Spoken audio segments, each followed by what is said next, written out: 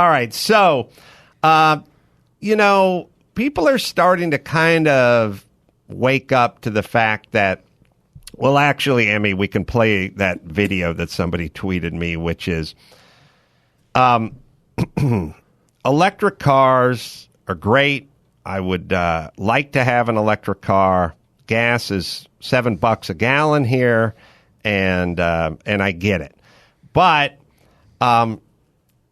they're starting to kind of wake up to the fact that nothing is just free. No. You know what I mean? Like It's not a panacea. You get an electric car, you plug it in, you drive for free. And it's great for the environment because it doesn't do it's like where are we starting from? It's like cable cord cutters. If you're going to pay one way or the other, it's a matter of what you want to have. Yeah. Now, I said millions of years ago on Loveline, I just went, we just need a whole bunch of nuclear power plants and then electric cars, and we would charge the electric car from the power plant, from the nuclear power plant, and then the environment would be saved and it'd be win-win. But we tried to get rid of the nuclear power plants while simultaneously pushing the electric cars. I don't know about you guys, but we're heading into the summer. It's getting hot out there, and Daddy's getting himself a whole house generator because I can't take any more of these fuckers sure to come hit SoCal, which is also simultaneously the epicenter of the electric vehicle push, except for there's nothing to put into the tank of the electric vehicle because our power grid is such a fucking mess. It's typical sort of political stuff, but this is funny. Someone tweeted me this. This is a woman. I don't know what town she's in. She's very proud. She's explaining that the new city hall or the new building has the first charging stations put in, and they're doing a ribbon cutting ceremony, and everyone's feeling very proud of themselves because they're now making the switch to electric. And we're going to clean the environment. And the plug on the electric sign is green, of course, because it's all green. So what's charging the batteries right now? What's the source of electricity? Here. It's coming from the building. I mean, is it what's our mix of power? Oh, actually, Lansing feeds the building. What's that? Lansing feeds power to the building. So I don't know. I bet you they're a bit of coal. Well, they're heavy on natural gas, aren't they? Right now the car's charging off of your grid. Right. It would be charging off our grid, which is about 95% coal.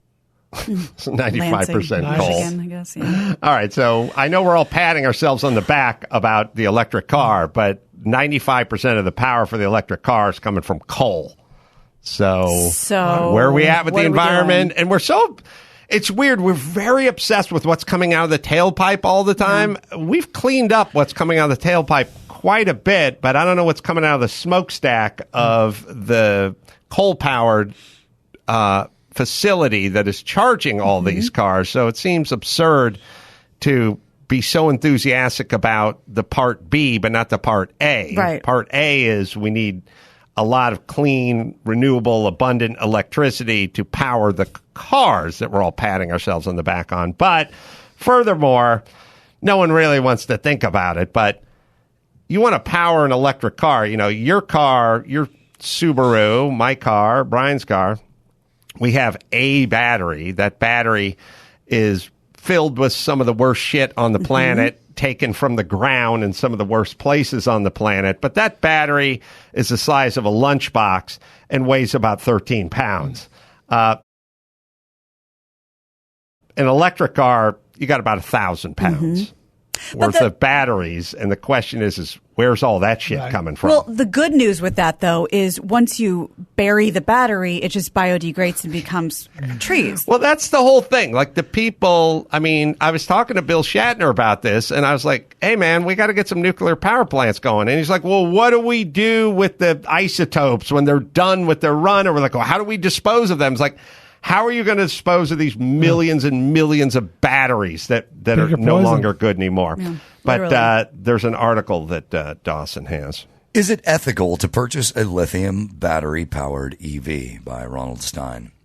With numerous state governors having issued executive orders to phase out the purchasing of gasoline-driven cars within the next decade or so, and the automobile manufacturers' efforts to phase into only manufacturing EVs, here's some food for thought about the lack of transparency about clean energy exploitations. In an oil well, 100% organic material is pumped out of the ground, taking up about 500 to 1,000 square feet.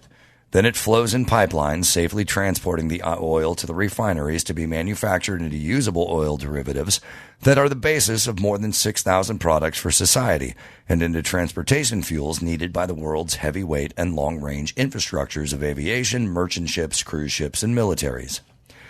Each lithium supply mine usually consists of 35 to 40 humongous 797 Caterpillar haul trucks, along with hundreds of other large equipment. Each 797 uses around 500,000 gallons of diesel each year. I never even really thought about that part. Just to get it out of the ground, we got to use a fuckload of diesel. Keep going back and back. Everything is, every single piece of heavy equipment is diesel powered, and it's all got to be used. And if you've ever seen any of those monster trucks, have you ever seen those things where like the tire is 9 foot tall and they got to get a 2-stage ladder to get up there? Like they're massive and how much they burn. But all right. So with an inventory of just 35, the haul trucks alone are using 17.5 million gallons of fuel a year for just one lithium site. There is virtually non-existing transparency of the environmental degradation and the human rights abuses occurring in developing countries with yellow, brown, and black-skinned people. That's the other thing, too, which is, you want to sink an oil rig, you make a hole in the ground and you go straight down. You want to do a mine, you have to take out all the earth in a 20-mile circle, essentially, is creating these huge, literally tearing the earth apart. And talking about human rights abuses, send some kids in there and see if it collapses. Yeah, well, they're in places we don't really care about. Both human rights abuses and environmental degradation are directly connected to the mining for exotic materials and metals that are required to manufacture wind turbines, solar panels, and EV batteries. Today, a typical EV battery weighs 1,000 pounds. Damn.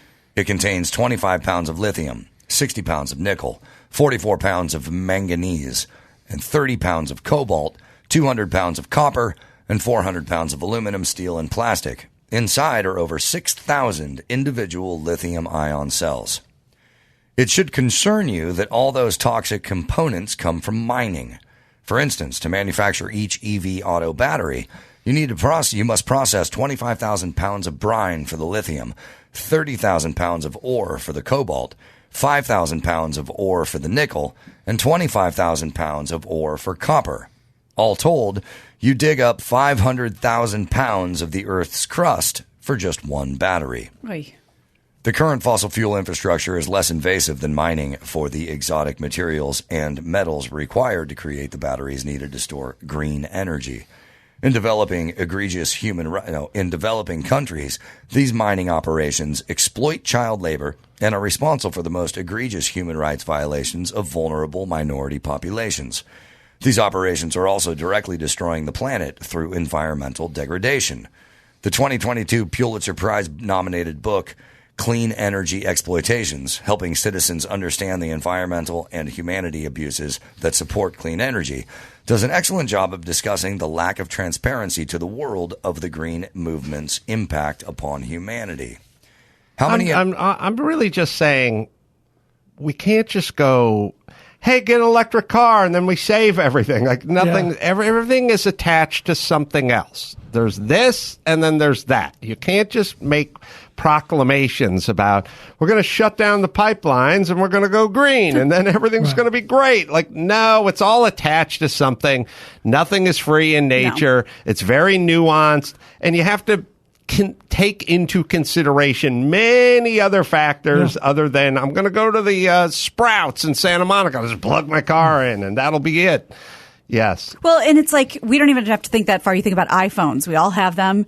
And like literally people jumping out of the building because the conditions are so bad. So they put a trapeze net on the bottom. Like we're doing this all the time to ourselves. I want to tell you that if I worked in one of those Chinese sweatshops with the guys I went to high school with, we definitely would have taken a shot at that net. Oh, sure. We would have gone up to that roof and dared each other to just do a fall into that. I'd be disappointed if you didn't. Yeah, I would too. The whole point is that it won't kill you. I mean, we went to the Mulholland Club and jumped off the 3-story roof into the swimming pool. That took 10 minutes for us to figure that one out. Sorry. How many environmentalists are going to support lithium mines in America? There are two things needed to make. Well, that's a good point. None of them. There are two things. Then it's this weird intersection, which is the environmentalists are also the human rights people. I mean, it's the same group, so you would never permit this in Indiana. No. So why in India? See what I did there? That was nice. That was Very close. Yeah. You'd never permit it in New Mexico. All right. Keep Go going. on. There are two things needed to make the EV technology work for the billions of lightweight cars. Get the mining practices for these exotic minerals and metals to the point where they are acceptable to the environmental movement, and stop the environmental degradation and human atrocities occurring in developing countries where people are being exploited with yellow, brown, and black skin. Further development of battery technology to somewhat clone how phones have been reduced in size with smaller and smaller batteries and increased capabilities in those small phones, and reduce the alarming tendency of lithium batteries and their charging sources from spontaneously catching fire without warning. So the next time you're thinking about purchasing an electric vehicle or driving your EV car, before congratulating yourselves on saving the environment, remember that it came at a cost of entire mountains in developing countries, thousands of square miles of land, and billions of gallons of oil and fuel. You know what? I need this article for the next time I go out to eat with a vegan and the cunt starts talking about the cow. You know what it takes? For one cow. Takes 7 acres of open grassland. You drove your fucking Prius here, didn't you? Cunt? Yeah, because I care about the earth. Well, let me lay some fucking stats on your ass. Okay, hold on 1 second. Can I just get another matcha tea, but no straw? Go ahead. This will be the last Beyond Burger you enjoy, bitch. Oh, no. Let me lay some stats on you. All right. Sorry, Dawson. We got to the end. We should all know that an electric vehicle battery does not make electricity. It only stores electricity produced somewhere, primarily by coal, uranium, natural gas-powered plants, and occasionally by intermittent breezes and sunshine. So to say an EV is a zero-emission vehicle is not at all valid, as 80% of the electricity generated to charge the batteries is from coal, natural gas, and nuclear. Since 20% of the electricity generated in the U.S. is from coal-fired plants, it follows that 20% of the EVs on the road are coal-powered. 40% of the electricity generated in the U.S. is from natural gas. It follows that 40% of the EVs on the road are natural gas-powered. 20% nuclear, so 20% nuclear-powered. Life without oil is not as simple as you think, as renewable energy is only intermittent electricity from breezes and sunshine, as neither wind turbines nor solar panels can manufacture anything for society. Well, there you go. So think about that. Yeah, it's kind of sad, but true. If 20% of the power for your electric vehicle is coming from coal, then that's what's powering your vehicle, or 40% natural gas. And then by the time you get to nuclear, then everyone in Santa Monica is fucked, because 80% of what's powering their vehicle is one of the energy sources they hate. Last paragraph here draws the conclusion that electric vehicle buyers should beware that they're buying blood diamonds. Nice. Stick with my I soup. never thought I'd say this. Can you hear some Lou Reed? Some Velvet Underground? All right. He had one